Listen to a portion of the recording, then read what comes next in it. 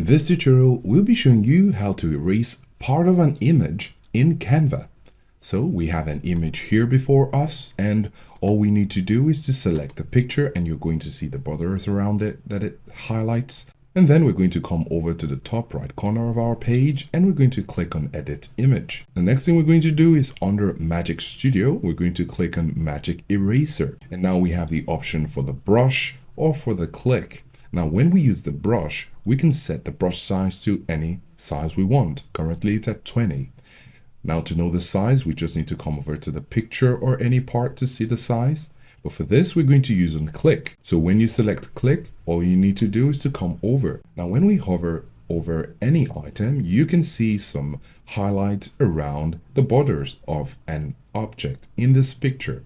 So say we want to remove this fruit, all we need to do is to click on it. Now, when we click on it, the highlight becomes bolder. And then here, the erase also is ready to be used. So we're going to click on erase. And as you can see, that part of this image has been removed.